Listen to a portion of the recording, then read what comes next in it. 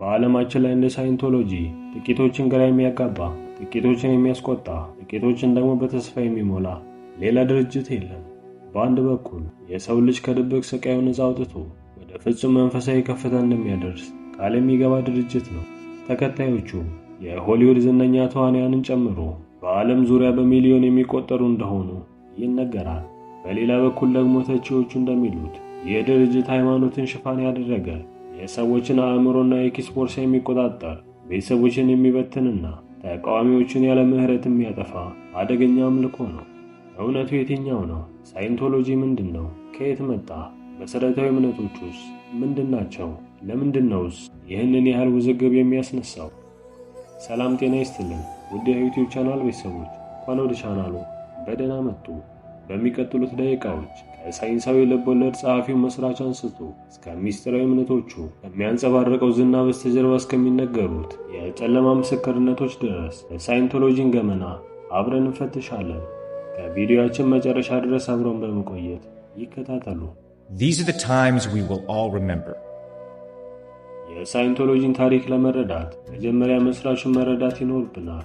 ላፋይት ሮናልድ ሃቫርድ ወይም በምህጻረ ቃል ኤል ሮን ሃቫርድ በ20ኛው ክፍለ ዘመን ከነበሩ እጅግ በጣም አወዛጋቢና በህይወት ታሪኩ ላይ ብዙ ልቦለዳዊ ክስተቶችን ከሚጨምሩ ሰዎች አንዱ ነበር። በዋናነት እሱ በጣም ስኬታማ የሳይንስ ልቦለድ ጸሐፊ ነበር። ነገር ግን በ1950 የዘመናዊ የአእምሮ ጤና ሳይንስ የተባለ ዓለምን የሚያንቀጠቅጥ አንድ መጽሐፍ አሳተመ፣ ዳያኔቲክስ። ይህ መጽሐፍ የሰው ልጅ ስቃይ፣ ፍርሃትና የስነ ልቦና ችግሮች መንስኤ ኢንግራም የሚባሉ በአእምሮ ውስጥ የተቀበሩ የህመም ትዝታዎች እንደሆኑ ይገልጻል። ዳያኔቲክ እነዚህን ኢንግራሞች በማጥፋት አንድን ሰው ንጹሕ ማድረግ እንደሚቻል ይናገራል። መጽሐፉ በፍጥነት ተወዳጅነትን ያገኘ ቢሆንም ነገር ግን የሕክምናና የሳይንስ ማህበረሰቡ ሐሳቡን ሙሉ በሙሉ ውድቅ አደረገው። ሃቫርድ ከዳያኔቲክስ የሕክምና ተቀባይነትን ሲያጣ አቅጣጫውን ቀየረ፣ ከሳይንስ ወደ ሃይማኖት። በ1954 የመጀመሪያውን የሳይንቶሎጂ ቤተክርስቲያን መሰረተ። ብዙዎች ይህንን ያደረገው ከግብር ለመዳንና ትችትን ለማስወገድ እንደሆነ ይናገራሉ። እሱ ራሱ በአንድ ወቅት ሀብታም መሆን ከፈለክ ሃይማኖት መስረት ብሎ እንደተናገረ ይነገራል።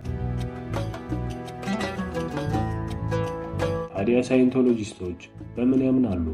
እምነታቸው ውስብስብ ቢሆንም መሰረታዊ ሐሳቦቹ የሚከተሉት ናቸው። ቴታን። እያንዳንዱ ሰው ቴታን የሚባል የማይሞት መንፈሳዊ ፍጡር ነው። ይህ ቴታን እውነተኛው ማንነታችን ሲሆን ለብዙ ሚሊዮን ዓመታት ከሰው ወደ ሰው ሲሸጋገር ኖሯል። ኦዲቲንግ። ይህ የሳይንቶሎጂ ዋናው መንፈሳዊ የምክር አገልግሎት ነው። አንድ ሰው ኦዲተር ከሚባል አማካሪ ጋር ሆኖ ኢሜትር የሚባል መሳሪያ ይጠቀማል። ኢሜትሩ የአእምሮን የመንፈስ ጭንቀት ይለካል ተብሎ ይታመናል። በኦዲቲንግ ግለሰቡ ያለፉትን አሰቃቂ ገጠመኞችን በማስታወስ ከሚያስከትሉት ጉዳት ነፃ ይወጣል። ወደ ፍጹም ነፃነት የሚወስደው ድልድይ። ይህ የሳይንቶሎጂ የእድገት ካርታ ነው። ተከታዮቹ ብዙ ደረጃዎችን ያልፋሉ። እያንዳንዱ ደረጃ የተለያዩ ኮርሶችንና የኦዲቲንግ ክፍለ ጊዜዎችን ያካትታል። ከፍ ባለ ቁጥር ምስጢራዊና ከፍተኛ ደረጃ ያላቸው ትምህርቶች ይገለጡላቸዋል። ነገር ግን ይህ ድልድይ ዋጋ ያስከፍላል። እያንዳንዱን ደረጃ ለማለፍ በ10 እና በመቶ ሺዎች የሚቆጠር ዶላር ሊያስወጣ ይችላል። ሳይንቶሎጂ በውጭ የሚያሳየው የንጽህናና የስኬት ገጽታ ቢሆንም ከድርጅቱ የወጡ ሰዎች የሚናገሩት ታሪክ ግን ፍጹም የተለየ ነው። ዋና ዋናዎቹ ክሶች እነዚህ ናቸው። ግንኙነት ማቋረጥ። አንድ አባል ድርጅቱን ከተቸ ወይም ከለቀቀ በድርጅቱ ውስጥ ያሉ ሌሎች አባላት የገዛ ቤተሰቦቻቸውን ጨምሮ ከእነሱ ጋር ያላቸውን ግንኙነት ሙሉ በሙሉ እንዲያቋርጡ ይታዘዛሉ። ይህ ፖሊሲ ስፍር ቁጥር የሌላቸውን ቤተሰቦች እንደበተነ ይነገራል። ፍትሃዊ ጨዋታ። በ1960ዎቹ ሃቫርድ ባወጣው ፖሊሲ መሰረት የሳይንቶሎጂ ጠላት ተብሎ የተፈረጀ ሰው ፍትሃዊ ጨዋታ ይሆናል። ይህም ማለት ንብረቱን ሊነጠቅ፣ በማንኛውም መንገድ ሊጎዳ፣ ሊታለል፣ ሊከሰስ፣ ሊዋሽ ወይም ሊጠፋ ይችላል ማለት ነው። ድርጅቱ ይህ ፖሊሲ እንደተሰረዘ ቢናገርም ተቺዎች ግን አሁንም በተግባር ላይ እንደሚውል ይከራከራሉ። የገንዘብ ብዝበዛ። የቀድሞ አባላት እንደሚሉት ድርጅቱ ሰዎች ቤታቸውን እንዲሸጡ፣ ከፍተኛ ብድር እንዲወስዱና ሙሉ ሀብታቸውን ለድልድዩ እንዲያፈሱ ከፍተኛ የስነ ልቦና ጫና ያደርጋል። የባህር ድርጅት። ይህ የሳይንቶሎጂ እጅግ በጣም ታማኝ የሆኑ አባላት የሚገኙበት ቡድን ነው። አባላቱ ለ1 ቢሊዮን ዓመት አገልግሎት ውል ይፈርማሉ። ከቀን ለሰዓታት በትንሽ ክፍያ እንደሚሰሩ፣ ከውጭው ዓለም እንደሚገለሉና ከባድ የአካልና አእምሮ ቅጣት እንደሚደርስባቸው የቀድሞ አባላት ይመሰክራሉ።